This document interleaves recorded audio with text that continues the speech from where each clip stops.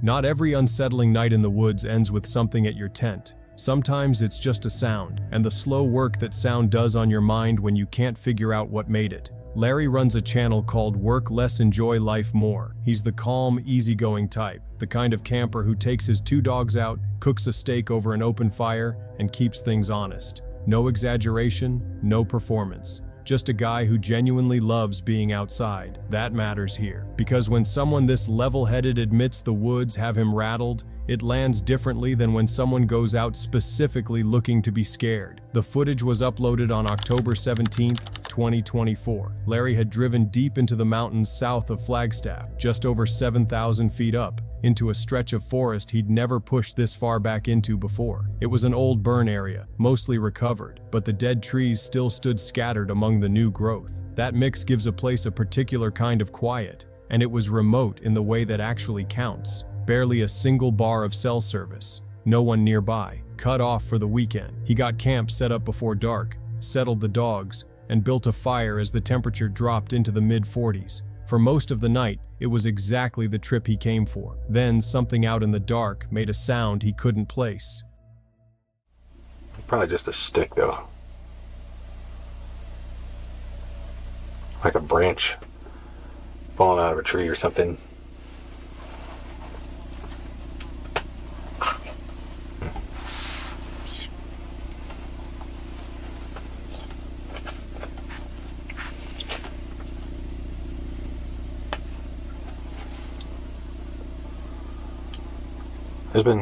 There's been times where I'm out here, or not out here, but in the woods, and you just hear something you can't explain, and I don't know, it just gets your anxiety all worked up. His first instinct was the reasonable one, probably just a branch coming down, he said. The sensible explanation, the one you reach for first when you're alone and you'd rather not think too hard about the alternative. But it stayed with him, and what it pulled out of him next is exactly why this footage is worth watching. He said it plainly. There are times in the woods when you hear something you just can't explain, and it gets your anxiety all worked up. That's it. No figure in the trees, no footsteps, no scream, just a sound with no clear source and a mind that won't let it go.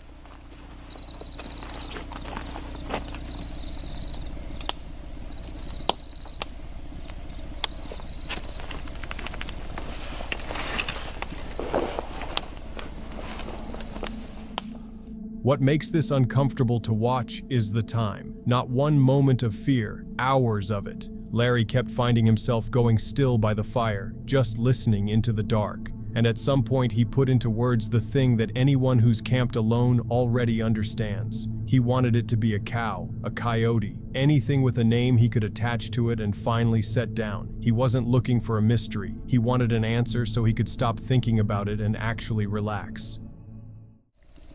Part of me just wants it to be a cow or a coyote or something. Like I just want to see something that I could know that it was it, just so I can just drop it. Like I'm trying to sit up. That's the quiet part of it. The fear wasn't the sound itself.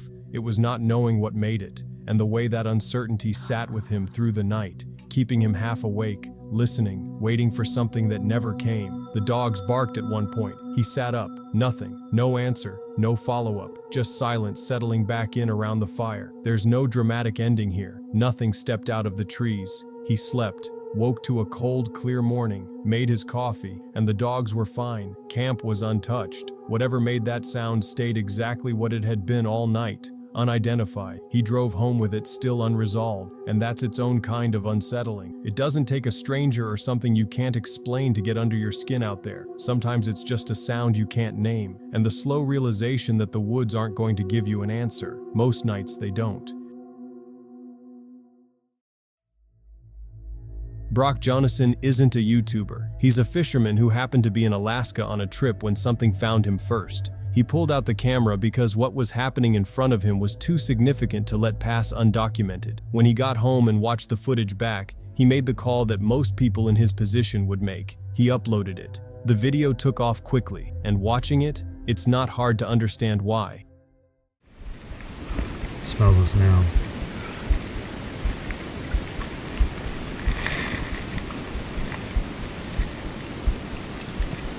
They can cover a lot of ground quick.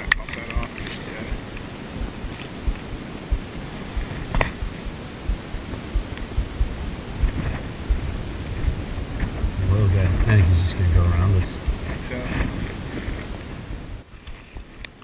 Just chill.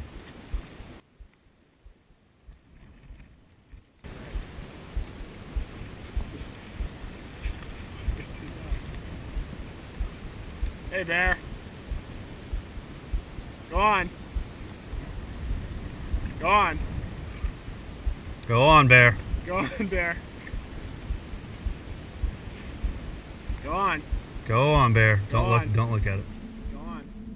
In the distance, a grizzly bear, large, moving with the kind of unhurried confidence that tells you immediately this animal isn't afraid of what it's walking toward. Most wild bear encounters stay at distance. Animals read humans as a potential threat and adjust their route accordingly. That's the normal pattern. This bear wasn't following the normal pattern. Brock had bear spray in hand, visible, ready. His friend had positioned himself nearby with a stick, which, credit where it's due, at least shows commitment. But the bear registered none of it as a reason to change direction. It kept coming, and then it started showing something beyond curiosity, aggression. Go on, bear. Go on, bear. Go on, bear. Go on, bear.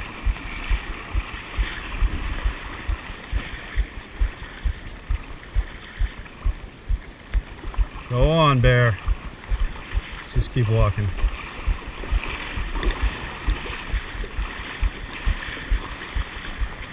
Go on, bear. Just look away.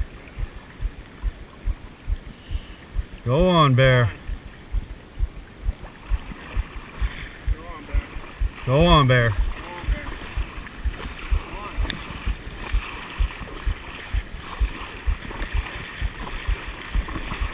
Just keep backing away, dude. I don't know how big his capacity is. Go on, bear.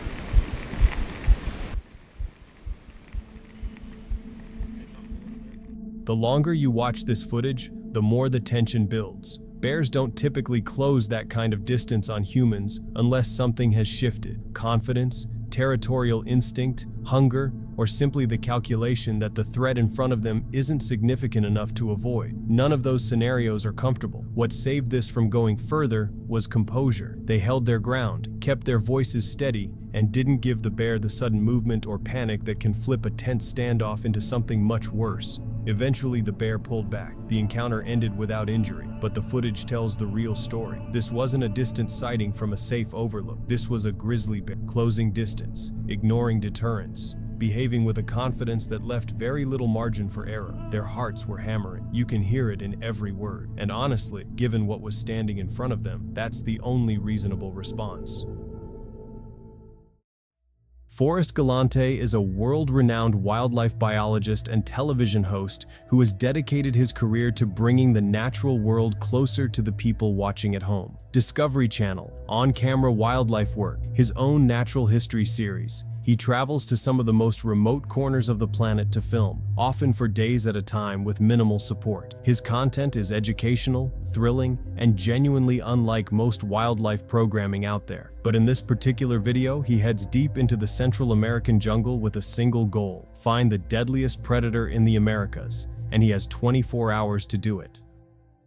I'm here in the jungles of Costa Rica, one of the most biodiverse hotspots on the entire planet, and I am looking for the America's deadliest predator. But I only have 24 hours before my flight, and these jungles are crawling with poisonous frogs. If you eat me, you're gonna die. And deadly snakes that can kill with a single bite. A very very dangerous snake. He's going to start striking at me for sure. So if I want to find the predator I'm after, I have to start here, along the banks of the river, where immediately I'm face to face with one of the America's most fearsome predators. So look at this. This is a mangrove ecosystem and it's low tide. So we're looking for tracks, specifically for crocodiles, one of the America's largest predators. This is a saltwater environment and what I'm looking for are slides. You can see there's one right there where a belly slide and some crawl marks are on either side. And it's who slid in from that we're hoping to see and hoping we can find here in this environment before we head off into the jungle.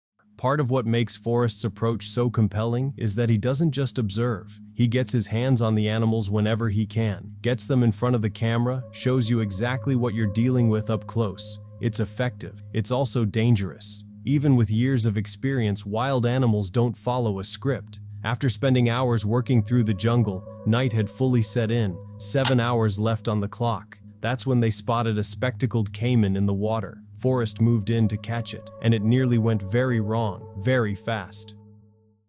Right here, look, there's a little spectacled caiman. I might be able to jump him. Tommy, bring me the nooser. Let me see if I can make this work. This is so cool. This is one of Central America's biggest predators right here. Let's see if we can get our hands on him, shall we? Look at that.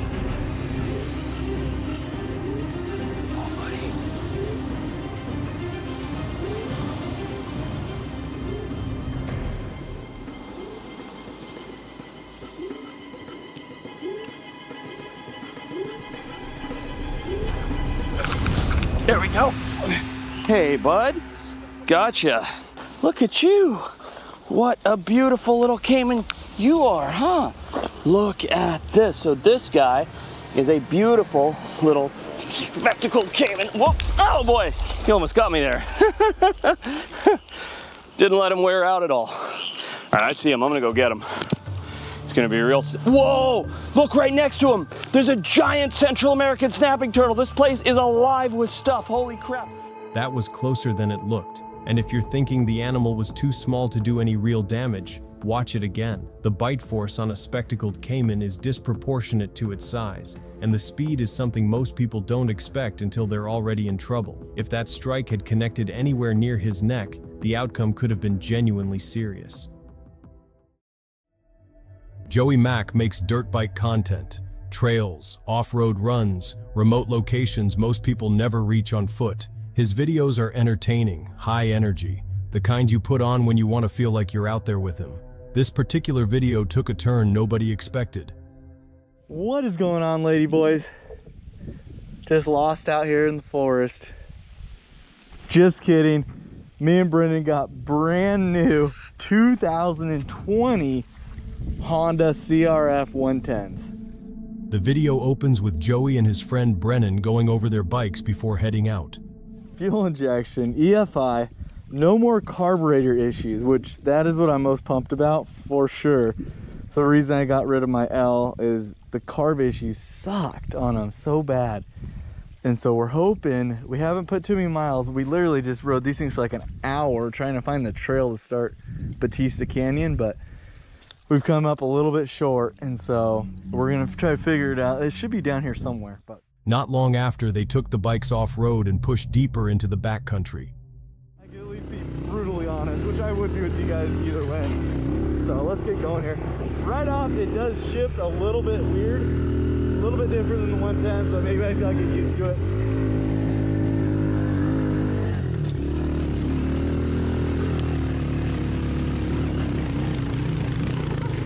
Oh my God. It is so rocky up this hill.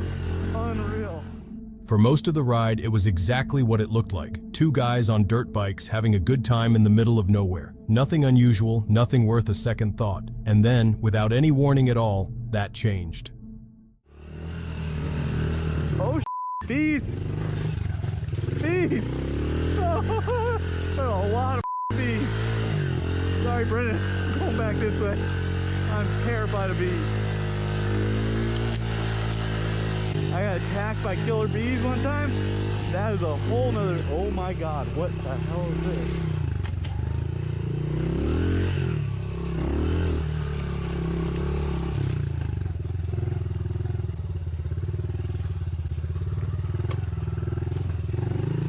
What the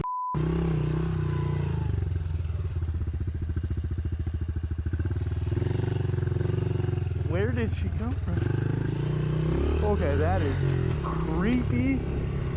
That is so creepy. Brandon's gonna freak out.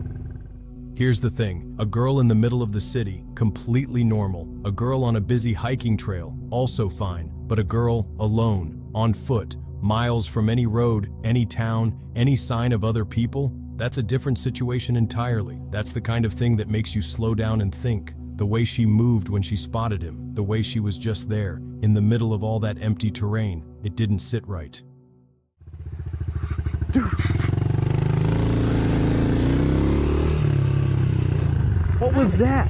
What? That girl. That's creepy as fuck, huh? Was that not creepy? Her bag, I was gonna go look at her bag. Wait, Her what? bag way down there, where I kept going. Yeah. There's a bag like hidden in the bushes down there. Dude, she just like was She came staring like at running at me. She did? Yeah, I was like, I rode back to the river, Yeah. and she was like sprinting through there. What? She was just like kind of like staring at me. Dude, that was weird. When they got home, the image of her stayed with them. Something about the whole encounter felt off enough that they did what most people do when something doesn't add up. They searched online, and almost immediately they found a photo, a missing person report, a girl who looked strikingly similar to the one they'd seen out in those hills. They picked up the phone and called the police. That's Rachel. Hello, I'm calling about a missing persons report, and I think I might have seen the girl. Do you know the name of the person? Yes, it's Carly Gousset. She went missing in Bishop, California, but I was out in Hemet. It's like Batista Canyon Road out in the mountains, and I came across a girl that looks really close to her out in the hills right off the side of the road, and I seen a picture of it and it just kind of popped in my head, and it looked exactly like her, so I thought I'd call in and make a report at least. Okay, do you know the cross street to Batista Canyon? Where you saw her? Yeah, hang on one second, let me look. Okay, and was she like walking or sitting on the side of the road? She was walking down a creek bed off the side of the road. I have footage, GoPro footage of it. I was on my motorcycle filming, and I came across and I thought it was kind of weird, but she got kind of spooked out too. But she was just too far out, like there was no cars around, nobody was around, so it kind of it's kind of a weird deal. The call went in. The officer took the report seriously, took down Joey's directions, and headed out that same night. Around midnight, he called back. It wasn't the girl from the missing person report. As soon as I got in contact with Hemet, they were super helpful. I told them my whole story, where I seen her at, and they're like, okay, we're going to send someone out right then. And so then he ended up calling me around like 8 o'clock at night, I believe. And he was like, so, okay, give me like your directions, where they were at and stuff like that. So that's exactly what I did. And he's like, all right, I'm heading out right now. I was like, you're going to go out there at 9 at night right now, like out into the forest? And he's like, yep, I'm going to go see if I can find her. And so he ended up calling me back at, I think it was, 12 a.m. in the morning. He's like, hey, he's like, good news, Joey, we found him. And he's like, it's not the girl that you thought it was. It is not Carly, but you did find some missing teens. And I was like, what do you mean? So actually, he ended up finding a 15-year-old girl and her boyfriend, I believe it was, he was 17 years old. And they've been missing for 2 days. So they ended up running away from home, something like that. I didn't really get into details too much. Obviously, it's not my place. But he said, good job. He's like, your directions led me straight to him. They ended up sleeping in like a little ravine in there. And they were able to return back to their parents. So it ended up being a happy ending, which I'm glad. Paranormal Walks is a UK channel run by a solo creator who combines wild camping with real-time paranormal investigation, heading into remote woodlands alone, overnight, with minimal gear and spirit communication equipment. His content is calm, methodical, and genuinely curious. the kind of channel that takes the unexplained seriously without overdoing it. Usually he comes back with interesting audio, a few unexplained moments, and a decent night's sleep. But on June 10th, 2024, deep inside Cannock Chase woodland in England, deliberately chosen for its isolation, what responded to his equipment that night was something he wasn't prepared for, and it didn't stop when he got into the tent. I'm looking forward to it. It's been a while. Actually done a wild camp a few weeks back. I just never videoed it. I've done quite a few. I just never thought about videoing it until now. Maybe I brought the ghost hunting stuff with me just in case, you know, my glasses keep falling off my face. He's setting up a joint live stream experiment with fellow investigator Paul from Ranger Packs when the motion-activated cat balls begin flashing in the pitch dark. No contact, no visible trigger, nothing he can locate or identify, and simultaneously, disembodied whispering, close enough that he begins calling out repeatedly into the dark that he means no harm. The equipment is responding to something the camera has no way of showing. Or a whistle, something anyway.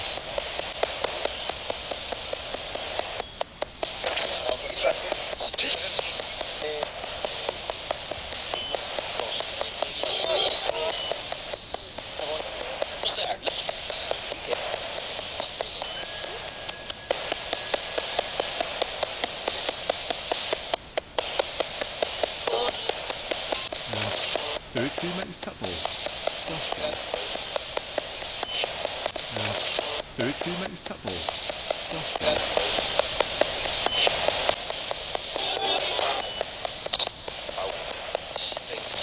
Spirits, can you make this? What? It doesn't hurt. Just need you to do that. Just to prove that you're around. Sleeping bag, camera off, dead of night. He's jolted awake by heavy rustling directly against the outside of the tent walls. Loud, sustained, right up against the nylon, not distant, pressed against the fabric itself. Animal or otherwise, there's no way to know until morning light.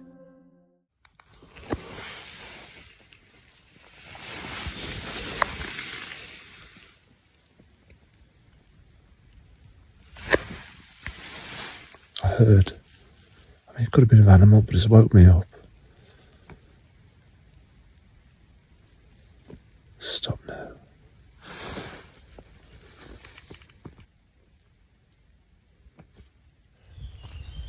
I found a piece of paracord with, I think it was a piece of wood, shaved piece of wood.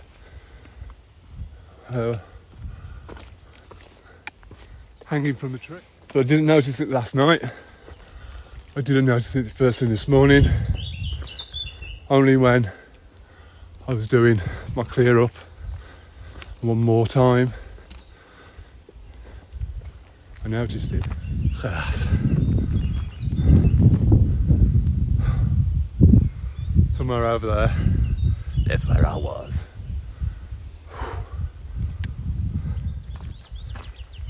As I head down here,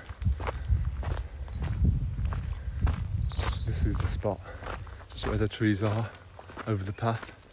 Something marching towards me.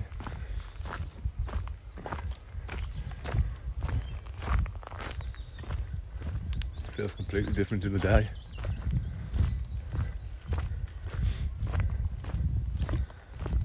It's lovely, to be honest, in the daytime around Castle Ring. Morning sweep of the site, and that's when he finds it, hanging from a branch directly above the exact spot where his tent had been pitched. A piece of paracord tied to a deliberately shaved piece of wood, a token, carved, intentional, placed with purpose. He walked right beneath it, setting up the night before, slept directly under it for hours, never saw it. Take the full inventory of that night in sequence. Motion sensors triggering with nothing physically near them, whispering in the dark, an unidentified sound advancing from somewhere in the trees ahead, heavy rustling pressing against the tent walls at midnight, and a carved, cord-tied token hanging directly overhead, either placed there while he slept or present the entire time without him ever noticing. Neither possibility sits comfortably. He pushed back through heavy brambles to his car, a mile of thick woodland between him and the road, and spent the walk reflecting on the kind of night that changes how you think about going back out alone. Wild camping is something he does regularly. Cannock Chase with ghost hunting equipment, calling out into the dark by himself. That's something he has no interest in repeating. And that's it for tonight's video. If you enjoyed this video, leave a like and subscribe if you haven't already. New videos drop every week and you won't want to miss what's coming next. Drop a comment below. Which story got to you the most? Or share your own if something like this has ever happened to you. Stay safe out there. I'll see you in the next one.